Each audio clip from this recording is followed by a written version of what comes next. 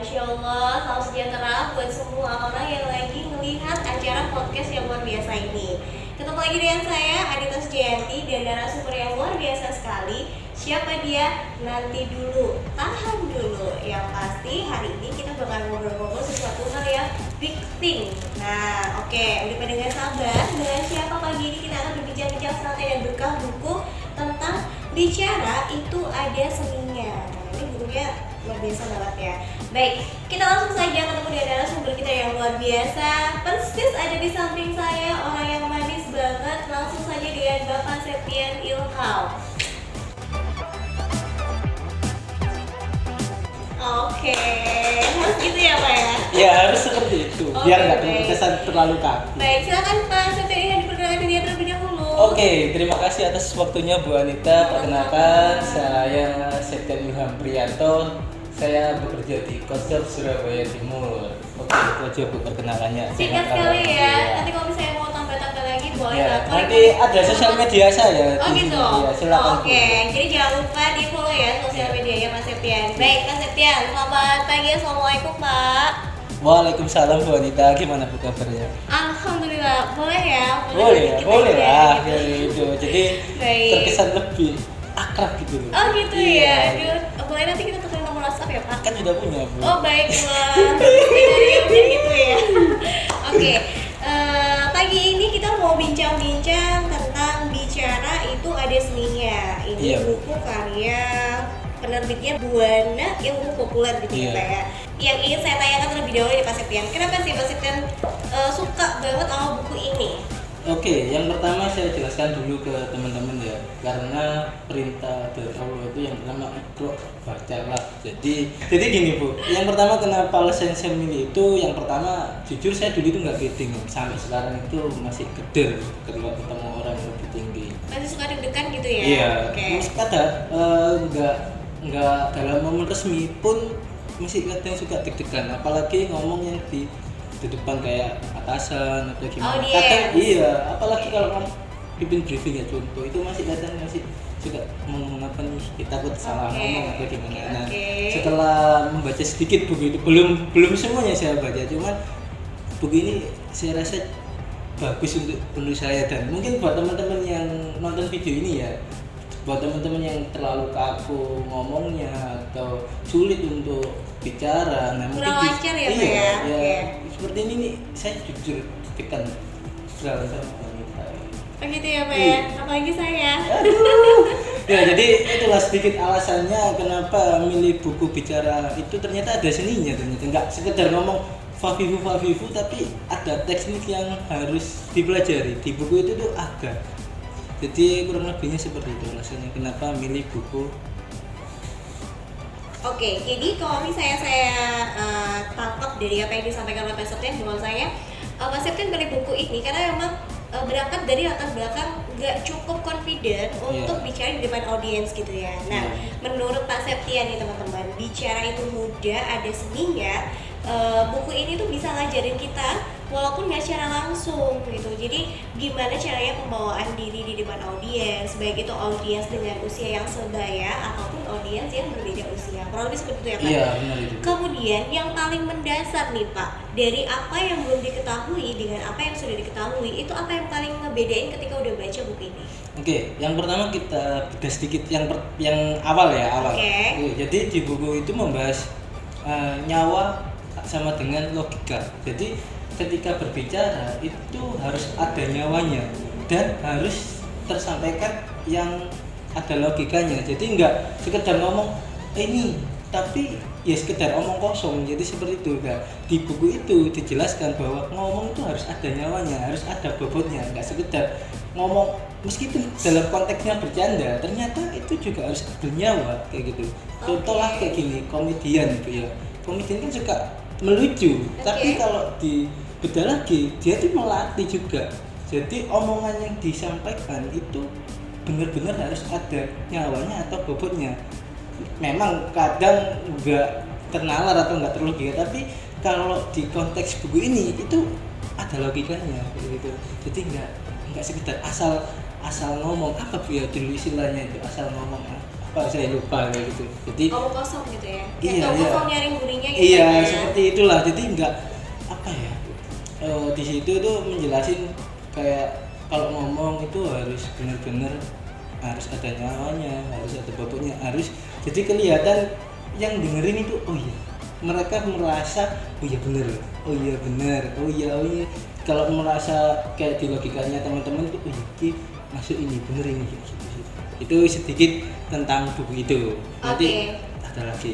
Siap, jadi teman-teman semua yang paling mendasar membedain dari yang sebelumnya Pak Septian kurang confident dan sekarang jadi confident adalah bicara itu ternyata ada nyawa yang di sini adalah ada bobot termasuk isi termasuk landasan ya. Jadi kalau misalnya kalian berbicara satu statement atau satu fakta, landasannya apa? Nah, landasan ini biasanya diikuti dengan hal-hal yang memang sudah ada observasinya, ilmunya, teorinya sudah cukup jelas. Jadi kurang lebih seperti itu dan bicara akan lebih terasa lancar ketika memang kita terus berlatih ya Pak ya. Iya, Benar pasti sih? itu pasti itu sudah hukumnya. Jadi kalau kepingin lancar dalam berbicara juga harus banyak berlatih dan tapi nggak asal berlatih ya Bu di sini konteksnya.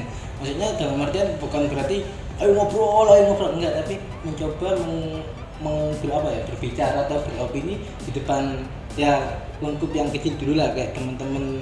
Tapi bicaranya itu tapi yang ada isinya, nggak sekedar guyonan belaka kayak gitu. Itu sih itu wajib. Tapi menarik nih, saya jadi boleh ya Pak? Boleh. Apa bedanya dengan ice breaking? Mungkin kalau ice breaking gimana Bu ya? Kalau ice breaking itu kan mengajak audiens untuk mengalihkan sesuatu agar lebih apa ya? Nyantai, cair Iya, gitu ya, Pak lebih ya? cair. Tapi kalau di sini tuh bicaranya benar-benar ice breaking mungkin adalah bagian dari bicara ini. Ini dasarnya dulu. Jadi dari sini nanti bisa dilatih ke ice breaking, mungkin bisa dilatih ke kayak teknik stand up comedy atau pidato. Tapi berbicara ini benar-benar dasarnya dulu kayak gitu. Itu sih menurut saya, opini saya sih seperti itu. Oke, satu pertanyaan. By the way, Ya.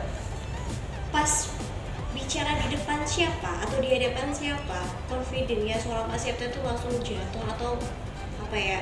Aku paling nggak bisa nih ngobrol di depan si A gitu. Ada Oke. nggak sih Pak pengalaman? Oh, Pak? ada. Di sebelahnya ini jujur waktu pertama kali ngomong sama Bu Anita, apalagi kalau ngobrol cuman seperti ini mungkin nggak seberapa tegang Bu ya, tapi kalau ketika ayo kamu presentasi Oke. padahal cuman Bu Anita sama saya, nah itu masih terkesan masih tegang, wah takut salah ngomong atau kayak gini.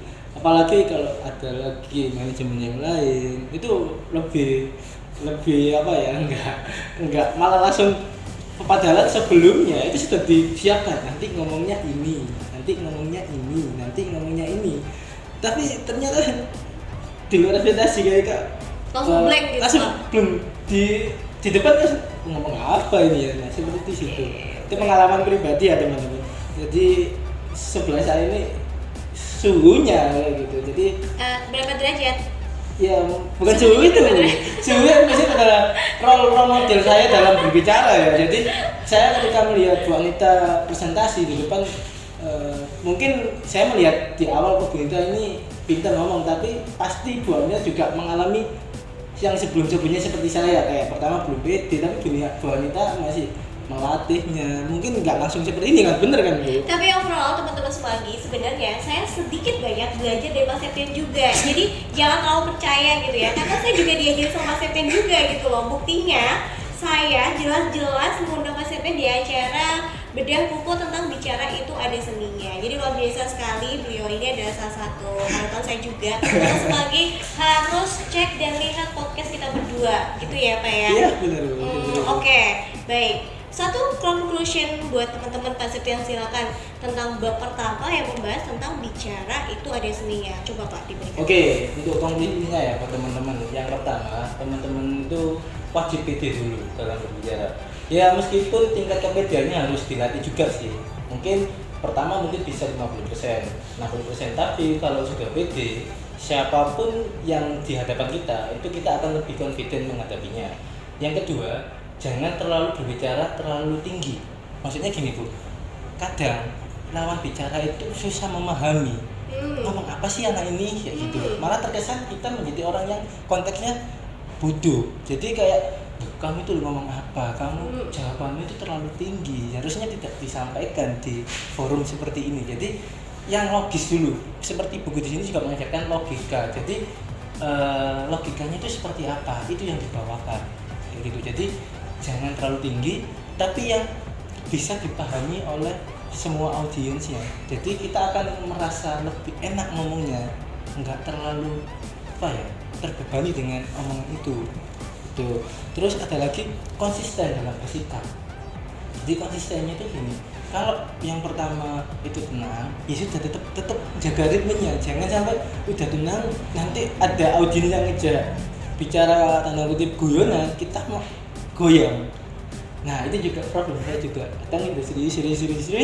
Habis itu ada audiens yang tertutup, kadang saya juga terpancing. Iya langsung blank kayak gitu, wah udah ambiar kayak gitu.